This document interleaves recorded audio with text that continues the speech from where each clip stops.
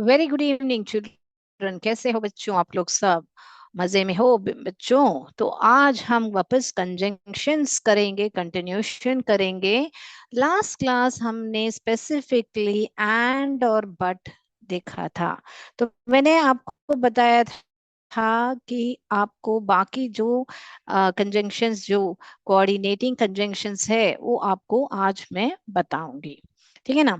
सो यहाँ पर क्या लिखा है बेटा? From disconnected to fluent, building stronger sentence with conjunctions. यानी कि यहाँ पर देखो, यहाँ पर जाना है तो हमको यहाँ पर कोई कनेक्शन नहीं है, मगर कंजंक्शंस के साथ हम, है ना, कनेक्शंस बना सकते हैं। बना के इजिली फ्लुएंटली बोल सकते हैं। फ्लुएंट यानी कि बहुत ही आसानी से अंग्रेजी भाषा बोल सकते हैं।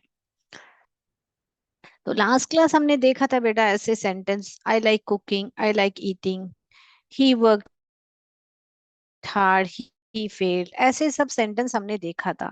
तो यहाँ पर देखा तो दोनों भी, आई like cooking, I like eating, दोनों जगह पर देखा तो उनको क्या पसंद है वो बताया है। तो समानता, तो एडिशन करेंगे जो एंड कंजंक्शन के साथ। यहाँ पर कॉन्ट्रास्ट दिखाया गया है: he worked hard, he failed, लेकिन वो फेल हो गया, बट का यूज करेंगे। So do your sentence feels disconnected?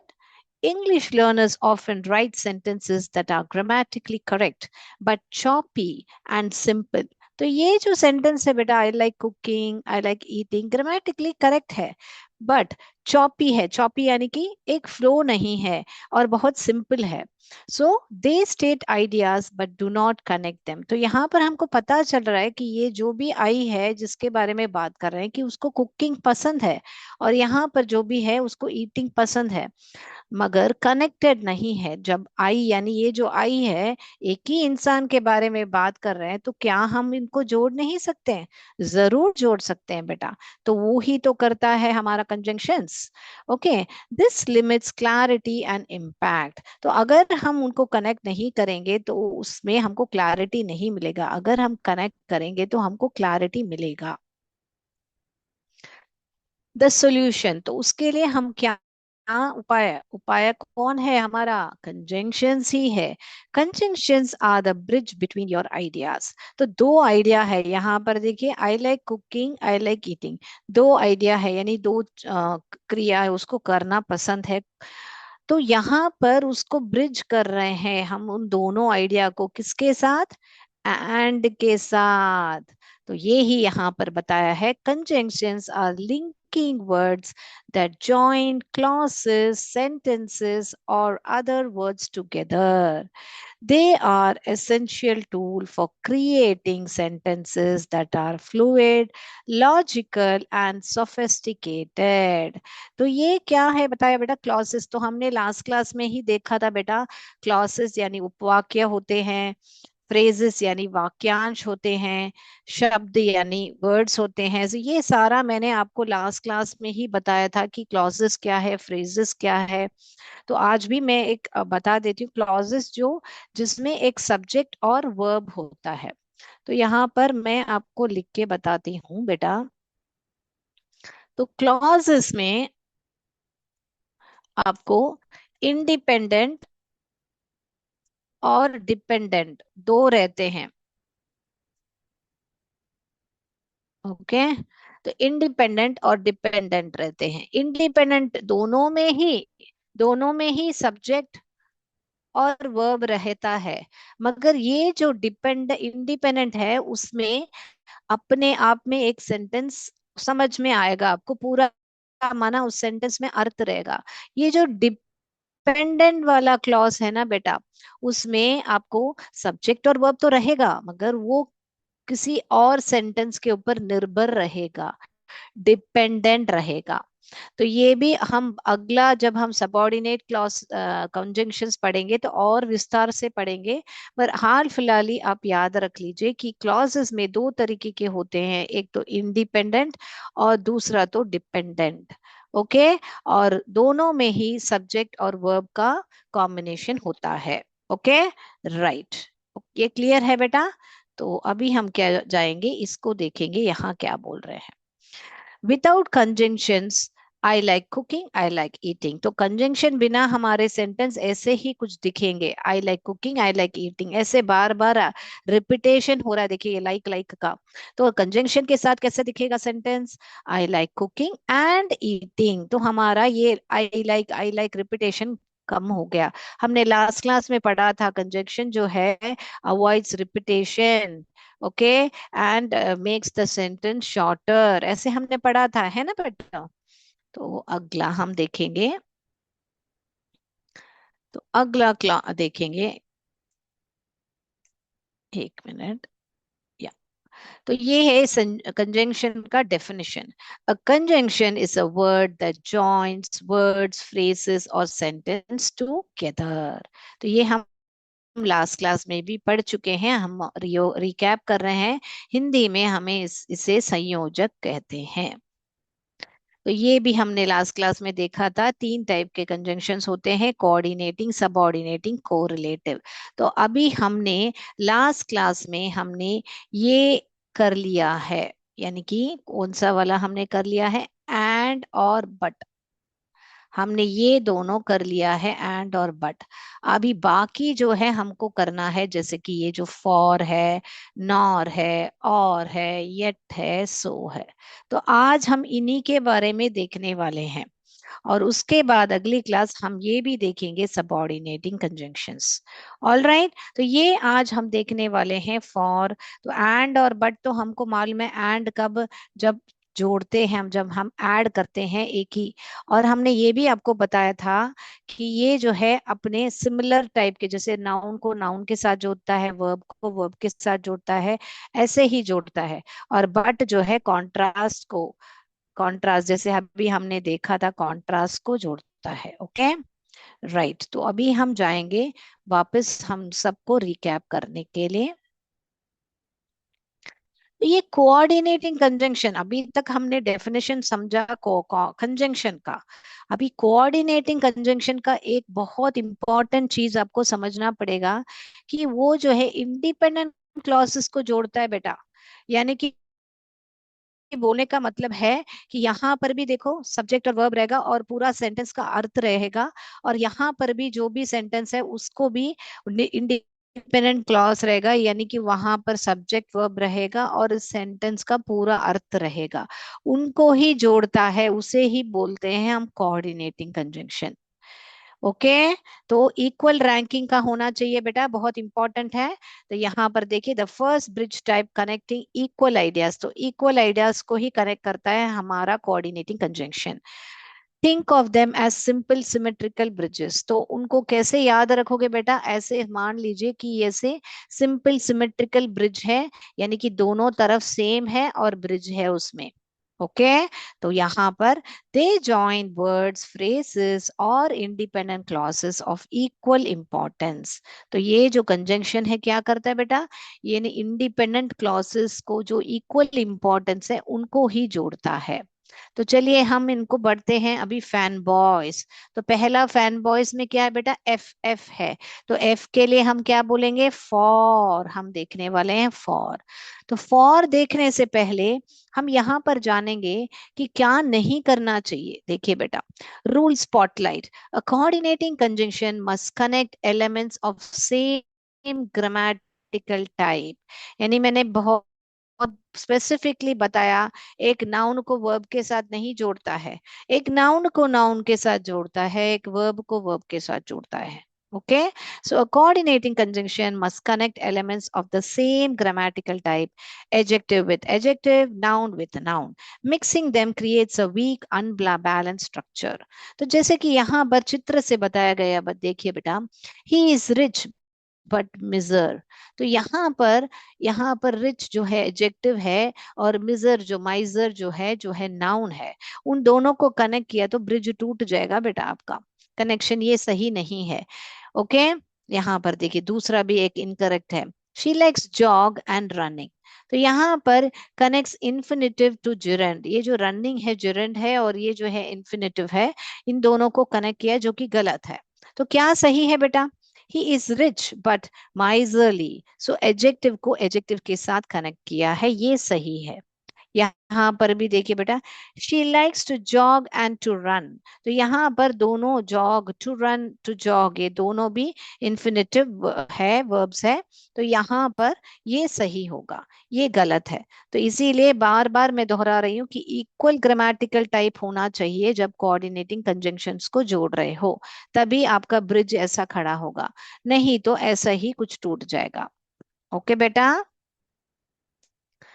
तो अभी आते हैं हम पहला कंजंक्शन हमारा फॉर पढ़ने के लिए, जो फैन बॉयज में पहला है। हिंदी में हम उसको क्या बता सकते हैं बेटा? क्योंकि। क्योंकि। फॉर एक्सप्लेन्स रीजन और कॉज लाइक बिकॉज। तो बिकॉज जैसे ही है फॉर, मगर फॉर थोड़ा बहुत फॉर्मल है। She grabbed an umbrella for the sky was turning dark. यानी कि उसने अम्ब्रेला लिया, क्यों लिया? क्योंकि जो है आकाश जो है काला हो रहा था, यानी बारिश आने की संभावना थी, इसीलिए उसने ग्रैब यानी कि हाथ में पकड़ना अचानक से। तो she grabbed an umbrella for the sky was turning dark. तो यहाँ पर देखिए बेटा, शी ग्रैब्ड एन अम्ब्रेला, ये एक सब्जेक्ट है, ये ग्रैब्ड एक वर्ब है। ओके। तो ये अपने आप में एक प्रॉपर क्लॉज है, इंडिपेंडेंट क्लॉज है। ओके। तो इसको जोड़ा गया है फॉर के साथ, for the sky was turning dark. अभी हम और भी सेंटेंस देखेंगे फॉर में। आई stayed home for I was feeling सिक। क्योंकि मैं बीमार थी, मैं घर में ही रही। क्यों? क्योंकि मैं बीमार थी। और मैंने लास्ट क्लास में ही आपको बताया था, ये कमा जब है आपको लगाना है ये कोऑर्डिनेटिंग कंजंक्शन से पहले। I stayed home for I was feeling sick. Okay. She was happy for she won the prize. वो खुश थी क्योंकि वो उसने प्राइज जीत लिया। He walked fast for he was late. वो जल्दी चला क्योंकि वह देर, उसको देरी हो गई थी। ओके बेटा। तो हमने यहाँ पर क्या किया, इन दोनों सेंटेंस को जोड़ा। किसके साथ जोड़ा? ये फॉर के साथ हमने जोड़ा, जो बिकॉज का ही मीनिंग करता है, जो हिंदी में हम क्योंकि कहते हैं। तो मैं उम्मीद करती हूँ कि आपको फॉर कंजंक्शन में अभी कोई डाउट नहीं होगा, क्योंकि फॉर जो है क्योंकि का मतलब ही करता है। ओके। अब यहाँ पर हम एंड, जो हम ऑलरेडी सीख चुके हैं लास्ट क्लास में, मगर हम क्योंकि फैन बॉयज कर रहे हैं तो हम इसको भी करेंगे। तो एंड क्या करता है? Adds one thing to another, एक को दूसरे के साथ जोड़ता है। जैसे यहाँ पर पिज्जा है, यहाँ पर सैलड है, इन दोनों को जोड़ के को बात सेंटेंस एंड के साथ जोड़ा हुआ है। He had pizza and salad. Okay. तो हो गया। अगला, she bought a pen and a notebook। तो पेन और नोटबुक हम हिंदी में एंड को और करके कहते हैं। तो उसने क्या किया? एक पेन भी लिया और एक नोटबुक भी लिया। राइट। ओके। और क्या हुआ? He ran and jumped over the fence। सो यहाँ पर वो दौड़ा और कूदा भी। कहाँ पर? Over the fence। So and को साथ जोड़ा है, क्योंकि उसने दो क्रिया किया है, एक दौड़ा भी और कूदा भी। I like music and art. तो उसको म्यूजिक भी पसंद है, आर्ट भी पसंद है, तो इसीलिए एंड के साथ जोड़ा है। तो एंड क्या करता है बेटा? And adds information. करेक्ट। अभी आया फैन बॉयज, तो एन में खत्म हो रहा है, तो फैन एन। तो एन के लिए क्या है बेटा? नॉर। नहीं, हिंदी में जो हम बोलते हैं नहीं, यानी कि nor represents a second negative idea. Already एक नेगेटिव आइडिया है, उसके साथ आपको दूसरा एक नेगेटिव आइडिया है, उसको साथ ही हम नॉर को साथ जोड़ते हैं। जैसे कि यहाँ पर देखो, उसने कॉल नहीं किया, टेक्स्ट भी नहीं किया, तो दोनों नेगेटिव है बेटा। तो he did not call nor did he text. तो उसको कॉल नहीं किया, न ही उसने टेक्स्ट किया। तो यहाँ पर देखिए बेटा, presence a second negative idea. तो ये भी देखिए बेटा, नेगेटिव आइडिया है, तो नेगेटिव आइडिया के साथ हम नॉर को जोड़ेंगे। Okay. He did not call nor did he text. Okay. तो नॉर में और भी सेंटेंस देखेंगे हम। नॉर क्या करता है बेटा, joints negative ideas. He does not like T nor does he like coffee. तो उसको चाय भी पसंद नहीं है, न ही ना कि ना ही कॉफी भी। वो तो दोनों ही पसंद नहीं है। तो नेगेटिव आइडिया को नॉर के साथ कंजंक्शंस के साथ हमने जोड़ा है। She did not call nor did she send a message. Okay. I cannot sing nor can I dance। तो ना मैं गा सकती हूँ, ना मैं नाच सकती हूँ। ओके, ना ही नाच सकती हूँ। तो यहाँ पर भी दो नेगेटिव आइडियाज हैं, यानी गाना भी नहीं गा सकते हैं और नाचना भी नहीं हो सकता है। अभी अगला, फैन बॉयज, ब ब बॉयज, ब में बट। तो बट को मगर या किंतु हम हिंदी में बोलते हैं। तो बट क्या करता है, ये ऑलरेडी लास्ट क्लास में हम विशेष रूप पे एंड और बट कर चुके हैं। Shows a contrast or exception. I wanted to go outside but it was raining. तो मुझे बाहर जाना था मगर किंतु बारिश हो रही थी, इसलिए मैं नहीं जा पाई। करेक्ट। तो तो I wanted to go outside but it started raining. तो चलिए बट में और सेंटेंस देखते हैं। But shows contrast। I was tired but I finished my work। मैं बहुत ही थकी हुई थी, फिर भी या लेकिन मगर मैं किया, मैंने अपना काम खत्म कर लिया। She is small but very strong. तो मैं छोटी, वो बहुत छोटी है, दिखने में छोटी है, कद में बोलने का मतलब है, या बहुत उम्र में भी छोटी हो सकती है, लेकिन बहुत ही तंदुरुस्त, स्ट्रॉन्ग है। She wanted to play but it started raining। तो उसको खेलना था लेकिन बहुत बारिश होने लगी। ओके। अभी फैन बॉयज, तो ऑयस, ओ में खत्म हो रहा है, तो ओ में क्या है, और का कंजंक्शन हम सीखेंगे, जो कि या, हिंदी में हम क्या बोलते हैं, या। ओके। और शोज अ चॉइस और ऑल्टरनेटिव। और क्या दिखाता है बेटा हमको, एक चॉइस दिखाता है या ऑल्टरनेटिव, यदि दूसरा कोई उपाय बताते हैं, ऑल्टरनेट चॉइस देते हैं या alternative. Do you want to watch a movie or play a game. तुमको मूवी देखना है या गेम खेलना है। तो हमारे पास दो चॉइसेस है यहाँ पर, या ऑल्टरनेट भी बोल सकते हैं कि मूवी देखना है या गेम खेलना है, क्या करना है तुमको। तो हम जब दो चॉइस है, तब हमको हमारे पास चॉइस है, तब हम ये और का उपयोग कर सकते हैं। तो चलिए दूसरा सेंटेंस भी देखते हैं हम। और shows choices. Would you like T. तो यहाँ पर वुड यू लाइक कॉफी दो बार पूछने के बदले वुड यू लाइक टी और कॉफी। तो चाय चाहिए या कॉफी चाहिए। तो हम चॉइस, हमारे पास हमको चॉइस पूछ रहे हैं यहाँ पर, ये या ये। हरी अप और you will miss the bus. तो यहाँ पर ऑल्टरनेटिव है, या तो तुमको जल्दी करना पड़ेगा या तो तुम अपना बस को मिस कर लोगे, है ना। यू कैन रीड और राइट। तुमको चॉइस दी गई है कि आप पढ़ सकते हो या तो लिख सकते हो, दोनों में से कुछ जो भी है आप कर सकते हो, है ना।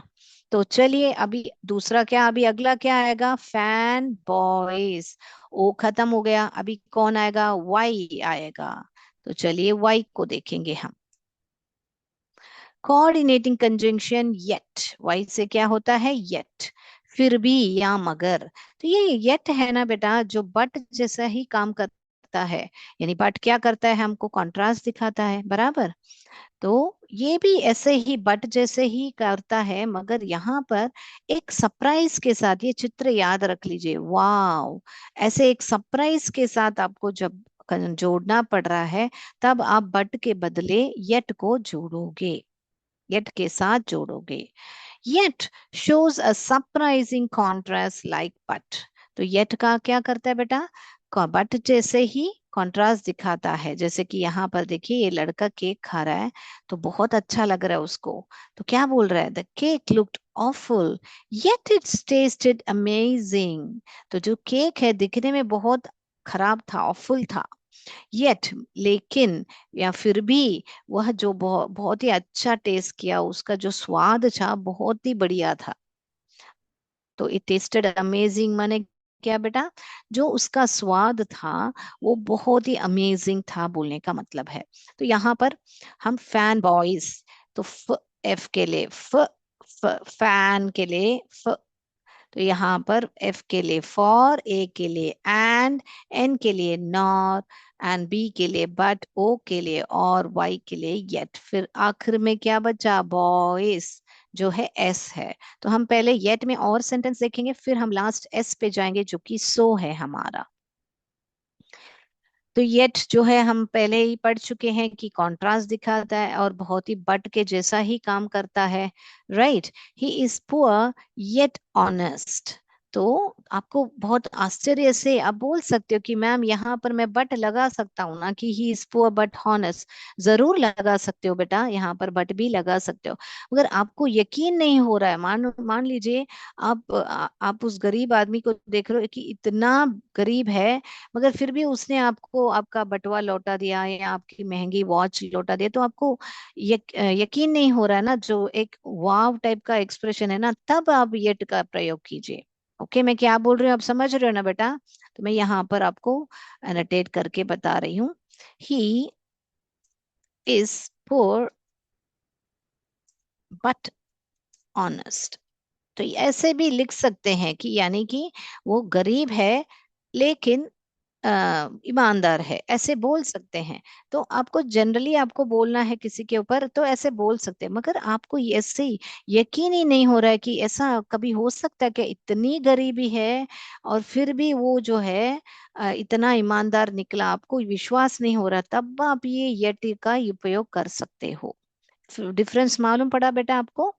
दोनों का मीनिंग वही है कि वो जो कोई भी आदमी है वो गरीब है लेकिन ईमानदार है, मगर जब आपका एक्सप्रेशन, आपका एक्सप्रेस करने का तरीका है अलग है, बस इतना ही फर्क है। ओके बेटा। तो चलिए, क्योंकि क्या है हम पहले ही पढ़ चुके हैं, yet shows contrast similar to but. Okay, she was afraid yet she spoke confidently. तो यहाँ पर भी बेटा बट का उपयोग कर सकते हैं कि she was afraid but she spoke confidently, मगर यहाँ पर आपको, आप उसको देख के कि ये इतनी भयभीत हो रही है फिर भी इतना अच्छा बोल ली उसने, स्टेज चढ़ते ही उसने अच्छा कर लिया, ऐसे आपको यकीन नहीं हो रहा, तब आप ये येट का प्रयोग करोगे। She was afraid yet she spoke confidently. Okay बेटा। It was cold yet we went outside. तो आपको इतनी सर्दी है फिर भी हम लोग बाहर गए, तो एक वाव का फैक्टर हो रहा है कि इतना अच्छा मजा किया हमने कि इतना ठंडी होने के बावजूद फिर भी हम लोग बाहर गए। Okay, so I hope you got the difference between yet and but. You can definitely use but over here, but it depends on how, when you are expressing what side, so, what type of situation you are in. All right? Yes. तो हम अभी अभी अगला जाए, हम last वाला जो सो कर रहे थे, हम yet खत्म कर लिया, हम अभी हम सो करेंगे। सो फैन बॉयज जो लास्ट वाला जो है हमारा सो का है, कोऑर्डिनेटिंग करना, इसीलिए जब हमको बोलना है तो सो क्या बताता है, शोज अ कॉन्सिक्वेंस और रिजल्ट, यानी परिणाम क्या है उसका वो दिखाता है हमको। जैसे कि यहाँ पर it was raining so we stayed inside, यानी कि बारिश हो रही थी इसीलिए हम अंदर रुके, यानी परिणाम बता रहे हो कि क्यों अंदर आप घर पे हो, क्यों घर पे रहे आप, क्योंकि बारिश हो रही थी, यानी कि इसीलिए बारिश हो रही थी। ओके, यहाँ पर वजह नहीं बता रहे हो, क्योंकि नहीं बता रहे हो, इसीलिए करके सो का बता रहे हो। तो चलिए और उदाहरण देखेंगे हम। It was raining so we stayed inside, ये ऑलरेडी देख चुके हैं हम। He studied hard so he pass the test, वहां पर हमने बट में देखा था he studied hard but he failed, यानी कि कॉन्ट्रास्ट है इसीलिए हमने बट लिखा, क्योंकि वो लेकिन मगर फिर भी वो फेल हो गया। मगर यहाँ पर क्या है, वो बहुत मेहनत किया उसने, सो ही पास द टेस्ट, यानी कि इसीलिए वो जो है उसके मेहनत का फल मीठा होता होता है, बोलते हैं ना बेटा। He studied hard so he pass the test, इसीलिए उसने टेस्ट को पास कर लिया, ऐसे करके बता रहे। I was hungry so I made a sandwich, यानी कि मुझे बहुत भूख थी, इसीलिए मैंने एक सैंडविच बना लिए।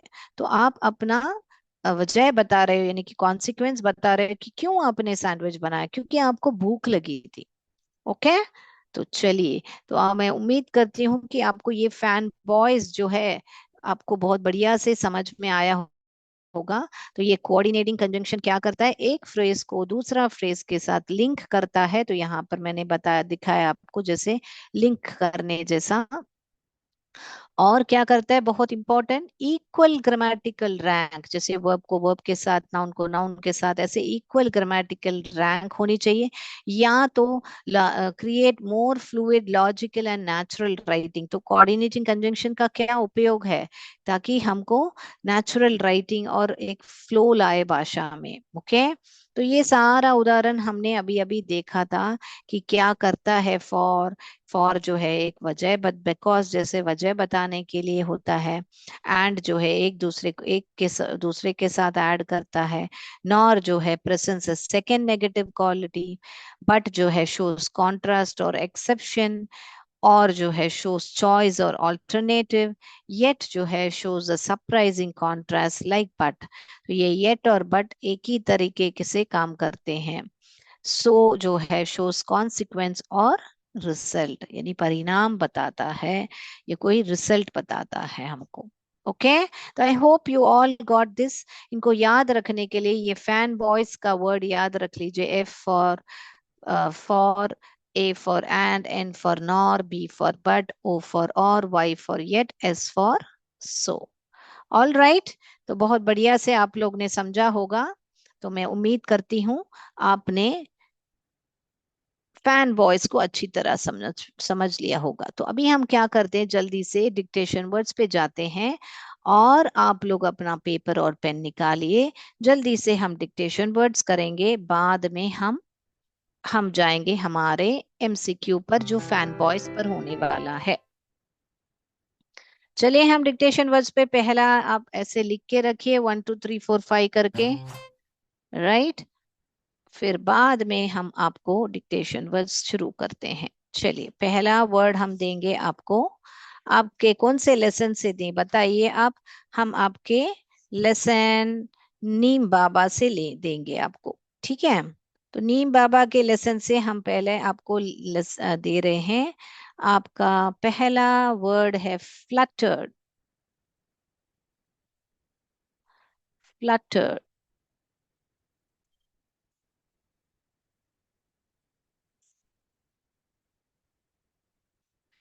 सेकेंड वर्ड है स्टैगनेंट।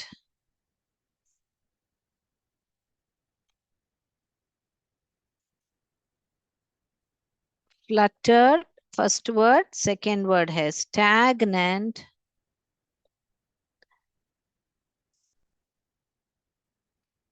थर्ड वर्ड बोले हम, थर्ड वर्ड है टर्माइट्स। टर्माइट्स। टर और माइट्स। फर्स्ट वर्ड क्या है बेटा, फ्लटर्ड। सेकेंड वर्ड है स्टैगनेंट, मैंने आपको बताया हुआ स्टैग लिखिए, फिर नेंट लिखिए। और तीसरा वर्ड है टर और माइट्स। टर और माइट्स, टर्माइट्स।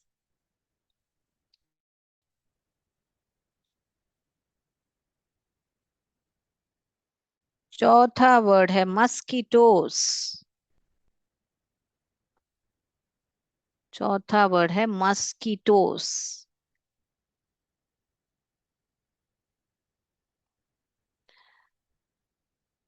लास्ट वर्ड आपका फिफ्थ वर्ड जो है लोकस्ट। लोकस्ट।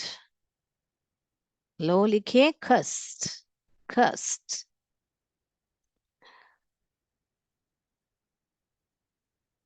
हो गया बेटा। मैं वापस रिपीट करती हूँ, सारे 5 वर्ड्स आप लोग चेक कर लीजिए, फिर हम जाएंगे हमारे एमसीक्यू पर। First one fractured, second one stagnant, Third one, termites. Fourth one, mosquitoes. Fifth one, locust. Locust. All right. तो अभी हमारा समय हो गया है हमारा एमसीक्यू का। तो चलिए हम एमसीक्यू करेंगे।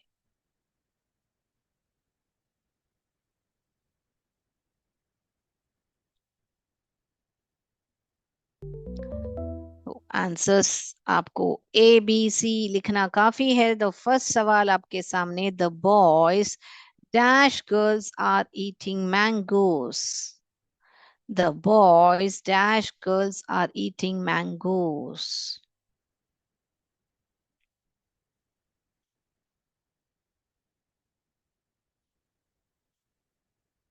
Option A or, B but, C and.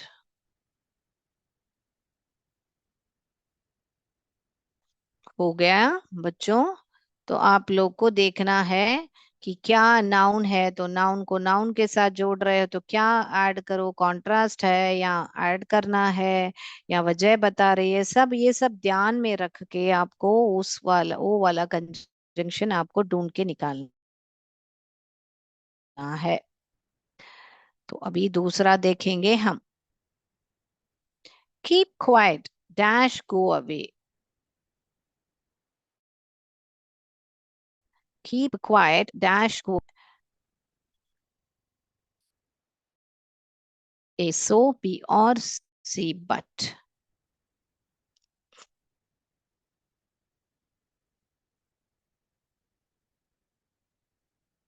Keep quiet dash go away.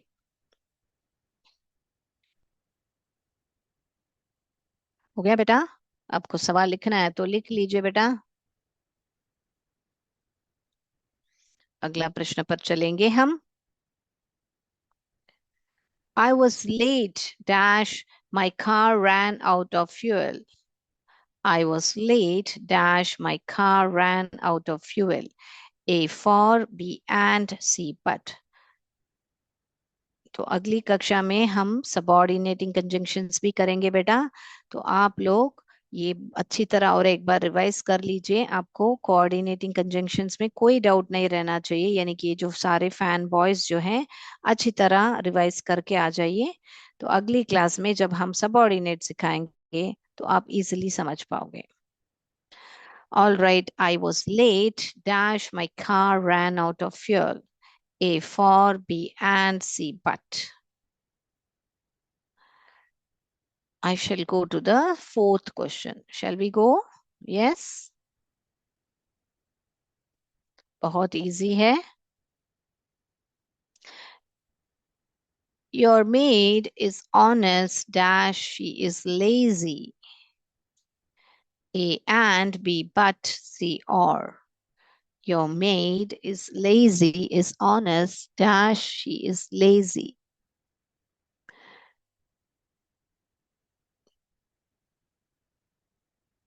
तो जो मेड है जो घर में काम करते हैं उनको मेड बोलते हैं। ओके, हेल्पर बोल सकते हैं, सर्वेंट मेड बोलते हैं या सिर्फ मेड भी बोल सकते हैं। Okay. Your made is honest ईमानदार है डैश शी इज लेजी और आलसी है। चलिए। She is sincere dash hard working. She is sincere dash hard working. A and, B but, C और।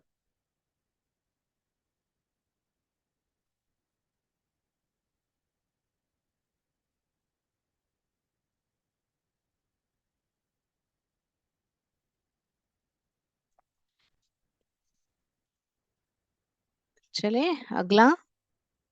She is sincere dash hard working.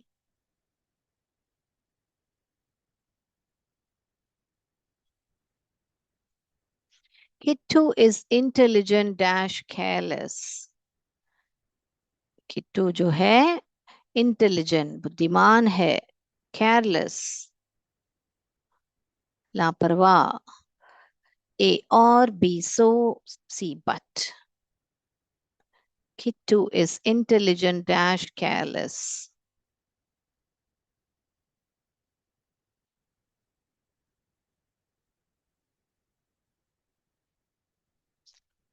All right, हम अगले प्रश्न पर जाएंगे अभी। Sita's clothes were dirty. Dash she washed them. Sita से apostrophe क्यों लगा है? क्योंकि सीता के कपड़े थे। ओके, तो अपोस्ट्रोफी एस हमेशा जब हम जिसका प्रोसेस करते हैं जो भी चीज, उसको अपोस्ट्रोफी से दिखाते हैं। सीता's clothes were dirty. Dash she washed them. Options में एंड, बी सो, सी और। सीता के जो कपड़े थे मैले थे। डर्टी माने क्या बेटा? मैले। शी वॉश देम, उसने धोया उनको। देम यहाँ पर किसको? ये जो क्लोथ्स को ही यहाँ पर देम बताया गया है। सीता's clothes were dirty, dash she washed them। हो गया, अगला जाए। Yes. Was the toy old dash new? सवाल है, was the toy old dash new? Option A so, option B and, option C और।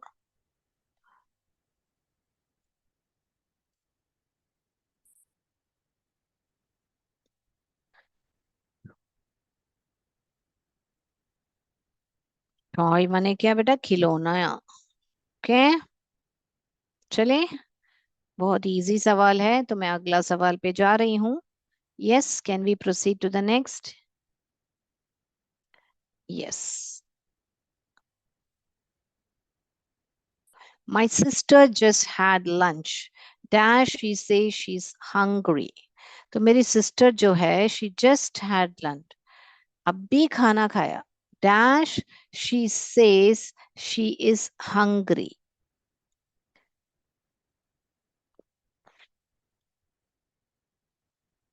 हंग्री यानी भूख लगी है। ओके, सो ए ऑप्शन में येट, बी ऑप्शन में सो, सी ऑप्शन में और।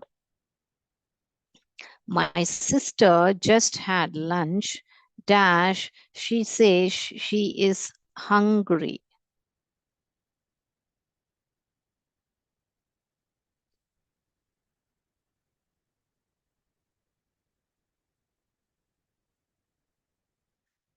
चलें लास्ट सवाल पर।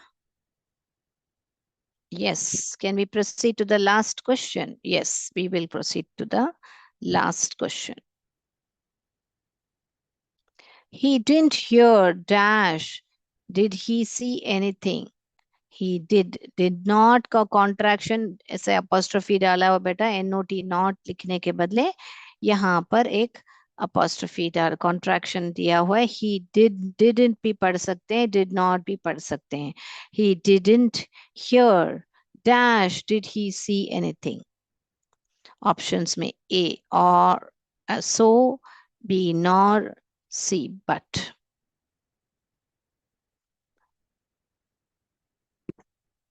चलिए आंसर्स डिस्कस करने बेटा। Yes, let's proceed to discuss our answers. I hope you all would have got everything right. Let's see how many of you are getting 10 out of 10. Let's go.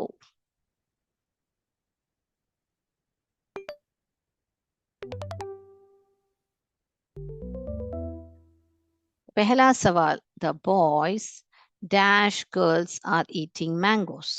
तो यहाँ पर हमको ध्यान से देखना है। हम यहाँ पर कोई चॉइस नहीं है बॉयज या गर्ल्स को। लाइन आपको क्या, कौन किसको कहाँ जाना है, ऐसे कुछ नहीं पूछा हुआ है। और यहाँ पर कॉन्ट्रास्ट भी नहीं है कि बॉयज को ये पसंद है गर्ल्स को वो पसंद है, ऐसे कुछ कॉन्ट्रास्ट भी नहीं बताया गया है। क्या बताया है? Boys dash girls eating mangoes, दोनों ही मैंगोज खा रहे हैं। तो जोड़ने का काम कौन करता है? संयोजक करता है। मगर लाइक ऐड क्या करता है? ऐड को कौन करता है? एंड ही ऐड करता है। तो हम एंड को ही चुनेंगे, जो the boys and girls are eating mangoes.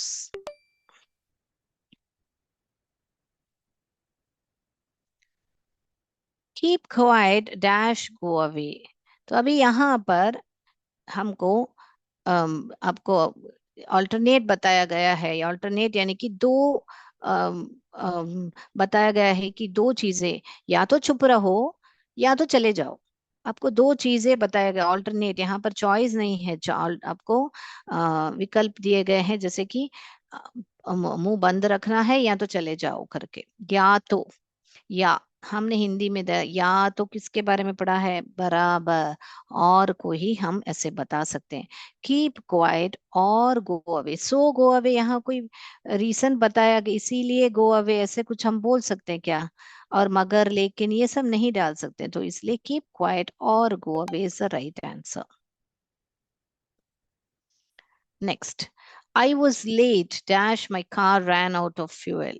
तो यहाँ पर आई वॉज लेट, यहाँ पर क्यों वजह बता रहे हैं, रीजन बता रहे हैं कि मैं लेट हो गया फॉर माई कार, क्योंकि क्यों, मेरे कार में जो है पेट्रोल खत्म हो गया। फ्यूल को, पेट्रोल को ही फ्यूल बोलते हैं, correct.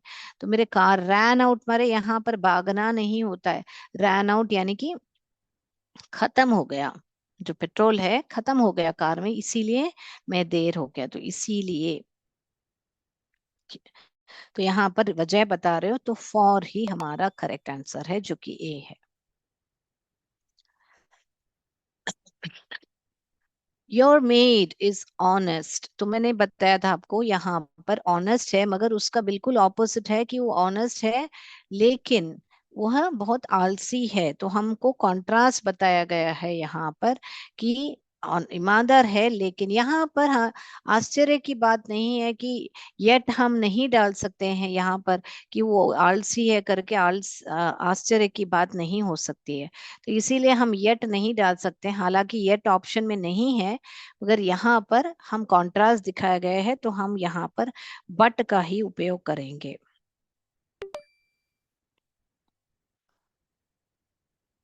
She is sincere dash hard working. तो यहाँ पर दो क्वालिटीज है, दो एडजेक्टिव हैं, उनको जोड़ा है हमने एंड के साथ। She is sincere and hard working. Very good, बहुत सही लिखा है हमारे बच्चों ने, वेरी गुड। तो सिक्स्थ वन, यहाँ पर किट्टू इज इंटेलिजेंट, यहाँ पर कॉन्ट्रास्ट बताया है कि वो बहुत बहुत ही होशियार है लेकिन लापरवाह है। तो यहाँ पर हम वजह नहीं बताया गया है, चॉइस नहीं है, तो इसीलिए हम ये और या सोर नहीं यूज कर सकते हैं, हम बट का ही उपयोग करेंगे। Kittu is intelligent but careless, लेकिन वह केयरलेस है, लापरवाह है। सीता's clothes were dirty dash she washed them। तो सीता का जो क्लोथ्स थे वो बहुत मैले थे, इसीलिए उसने उसको धोया। ओके, तो यहाँ पर एंड यानी कि और होता है, तो यहाँ पर बहुत लोग यहाँ पर एंड लिख देते हैं, सीता's clothes were dirty and she washed them, और उसने कपड़े को धो दिया। क्योंकि हम हिंदी में भी ऐसे बोलते हैं कि उसके कपड़े मैले थे और उसने कपड़े धो दिया, इसीलिए उसने कपड़ा, क्योंकि हम वजह बता रहे हैं यहाँ पर क्यों धोया उसने। ओके, तो इसीलिए हम इसको सो लिखेंगे।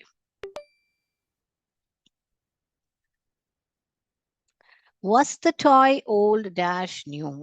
तो यहाँ पर नया था या पुराना था, तो यहाँ पर हमको नया या पुराना ऐसे बताया, तो और भी बताएंगे क्योंकि वजह नहीं है और जोड़ नहीं सकते हैं।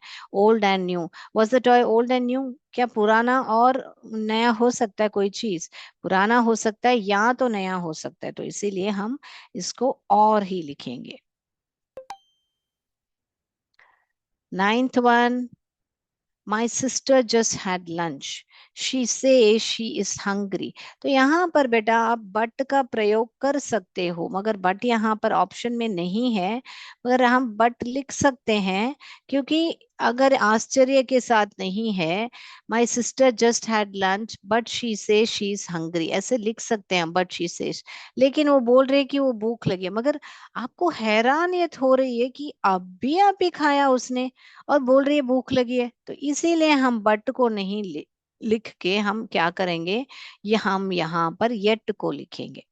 क्योंकि हमको बहुत आश्चर्य हो रहा है कि मैंने बताया था, जब आपको एक वाव फैक्टर या एक आश्चर्य से हो रहा है, हैरानी हो रही है, तो आप येट का प्रयोग करोगे। My sister just had lunch yet she say she hungry. फिर भी वो बोल रही है कि उसको भूख है। अरे बाप रे, क्या लड़की है यार। Okay, so like that kind of a expression, when you have, you use yet. He didn't hear dash, did he see anything? तो यहाँ पर नेगेटिव सेंटेंस, तो हम यहाँ पर नॉर का उपयोग करेंगे। He didn't here nor did he see anything. उसने न ही देखा, न ही सुना, न ही सुना न ही देखा। He didn't here nor did he see anything, तो यहाँ पर नॉर का उपयोग करेंगे हम। तो मैं उम्मीद करती हूँ कि बच्चों आपको ये जो फैन बॉयज जो कंजंक्शंस है, संयोजक है, वो बहुत बढ़िया से समझ में आया होगा। जिन जिन का आंसर्स देखना है तो देख लीजिए। पहला वाला का एंड है, दूसरा वाला और, तीसरा वाला फॉर, चौथा वाला बट, पांचवा वाला एंड, सिक्स्थ का बट है, सेवेंथ का सो है, एट्थ का और है, नाइन्थ का येट एंड टेंथ का नॉर है। तो अगली कक्षा में हम वापस मिलेंगे आपको कोऑर्डिनेटिंग सबऑर्डिनेटिंग कंजंक्शंस के साथ। तो आज हमने कोऑर्डिनेटिंग कंजंक्शंस किया है, आपको को अच्छी तरह समझ में आया होगा। जय विद्या शक्ति, जय भारत, जय हिंद। धन्यवाद। Thank you ma'am. Thank you ma'am.